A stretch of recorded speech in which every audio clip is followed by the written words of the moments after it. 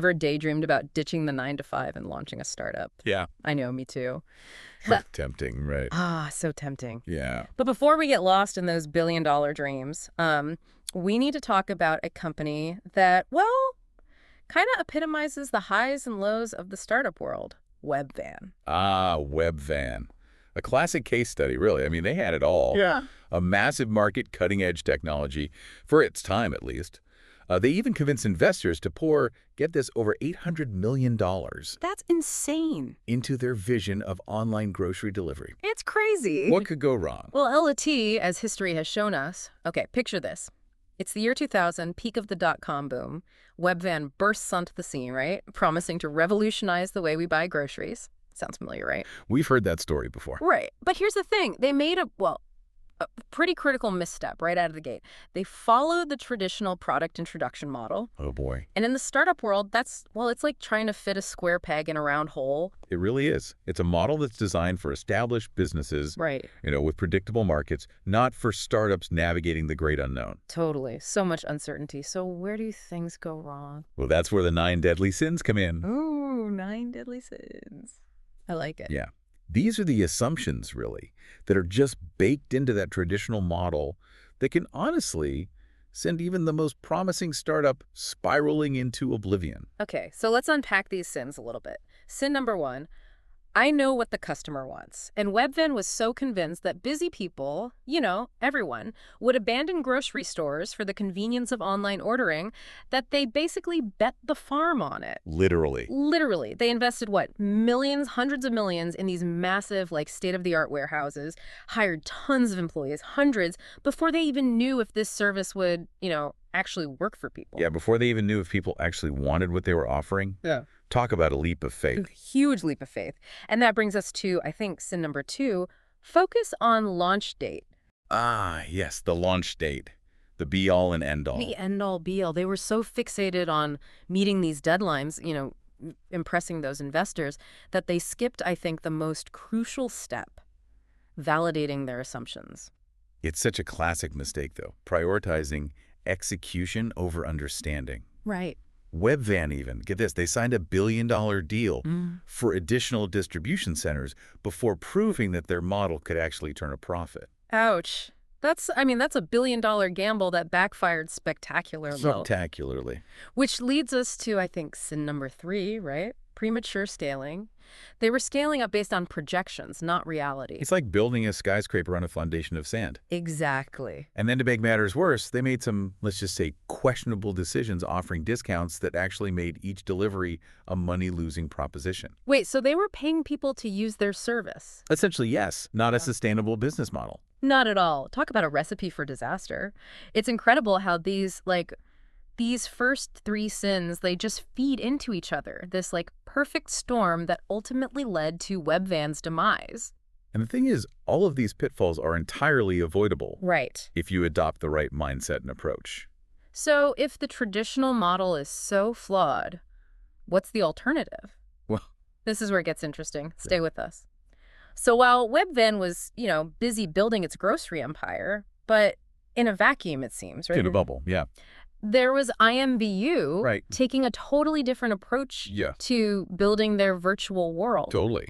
And it all started with what seemed like a small thing, but turned out to be crucial. Yeah, a crucial intervention. Right, exactly. Their investor, Steve Blank, you might know him, he literally wrote the book on customer development. Oh, yeah, he's like the godfather of it all. Yeah, exactly. He saw the writing on the wall. He saw that they were, heading down the same road as Webvan, it sounds like. He knew that if they kept relying on assumptions, it would be a disaster. And I'm guessing that he didn't want to lose his investment.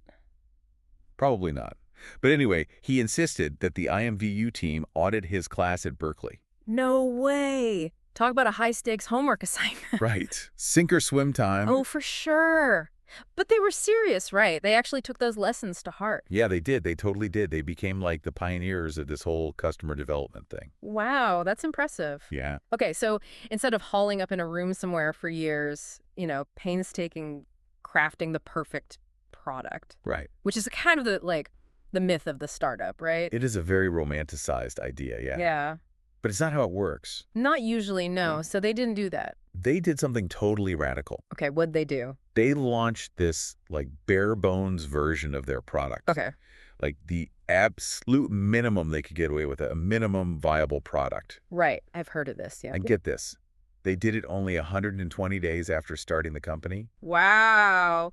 That's practically light speed compared to Webvan's like multi-million-dollar warehouse approach. Right. Totally different mindset. Totally different. Okay, so they launched this early version, warts and all. Yep. And then what? How does this customer development model, how does it actually play out in building a successful business? All right, so that's where those 4 key steps of the customer development model come in. Okay. Customer discovery, customer validation, customer creation, and company building. Okay, so it's like a cycle. Right, it is a cycle. Each step is designed to kind of systematically de-risk the business model. Exactly. Make sure that you're not building something that nobody wants. Building something that people will actually pay for. Right, which is the end goal, right? Exactly, that's the whole point. Okay, so walk me through it. Okay, so step 1 is customer discovery. Customer discovery. Seems kind of self-explanatory, right? It does, but it's about going deeper. Okay. It's about going beyond those surface-level assumptions. Right. Instead of just being like, would you use this product? Right. Founders really need to dig into their target customers' pain points, their needs and desires. So not just asking, do you like my product? Right. It's way more nuanced than that. But really understanding the why behind their answer. Exactly. Okay, give me an example. Okay, let's say you're building a new project management app, right? Right. Instead of just like, immediately demoing all the cool features and stuff. Right, which is what most people would do, I think. Yeah, exactly. But instead, you should be asking things like, tell me about the last time you felt overwhelmed managing a project. What was the biggest pain point for you? Like, what tool do you wish you had that would made that whole thing easier? That's brilliant because you're uncovering the emotional drivers behind their needs, That's right? You're getting to the heart of the matter. It's like therapy, but for product development. Right. Okay, so how does IMVU fit into all of this? So IMVU, they discovered that people weren't that keen on using their existing AOL buddy lists. Oh, this was back in the AOL days. Right. This was a while ago. Okay. But yeah, people didn't really want to use their existing buddy lists in this new virtual world.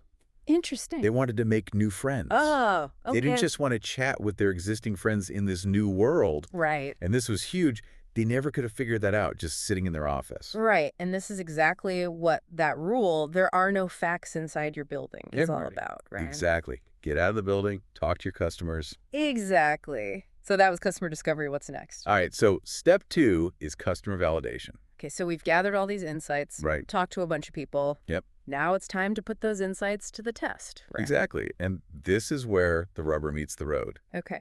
Customer validation is all about gathering evidence, not just opinions. Love it. It's about proving that the business model is actually repeatable and scalable. So it's not just a one-off. You can actually build a real business around it. Right.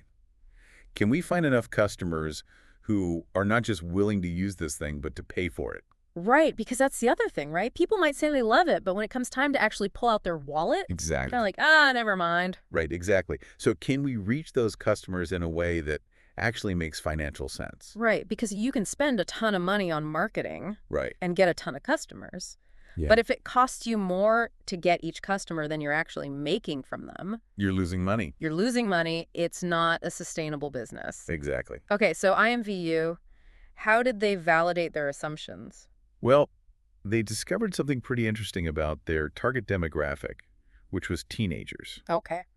They discovered that teens wanted to buy virtual items, which makes sense, right? Right. But they often didn't have access to credit cards. That's a problem. Right. So what they do? What do they do? They came up with a very clever solution. Okay. Gift cards. Gift cards, of course. They're the perfect solution. It's brilliant. They identified a pain point. They adapted their payment system. And they unlocked this whole new revenue stream. Exactly. Okay, so that's customer validation in action. Perfect example. But it doesn't stop there. No, it does not. We've got 2 more steps to go. We do. Okay, so we've talked to our customers, we've tested our assumptions, and we think we've got something special, something that people actually want. Right. What happens next? Okay, so we've got this awesome product, right? We validated it with real customers, and now it's time for step 3, customer creation. Time to hit the gas pedal, right? Yeah, you could say that, but, not so fast. Oh, okay. Remember Webvan's billion-dollar blunder? Oh, yeah. Right. Customer creation isn't about just throwing money at marketing and hoping for the best, right? Right. It's about being strategic, scaling up after you've validated the business model. Okay, so no more build it and they will come mentality. Exactly. You got to prove they'll actually come first. Right, right. Okay, so we've got a steady stream of customers knocking down the door, metaphorically speaking, of course. Of course. That's when we move on to step 4, company building. Exactly. This is where the startup transforms from this, like, scrappy group of visionaries into a well-oiled machine. It's like graduating from startup kindergarten to the big leagues. That's a great way to put it. It can be a tricky transition, though. Oh, how so? Well, for founders who are used to, wearing all the hats, Right, right. it often means bringing in, like, experienced executives, people who can guide that growth, manage that increasing complexity. Makes sense.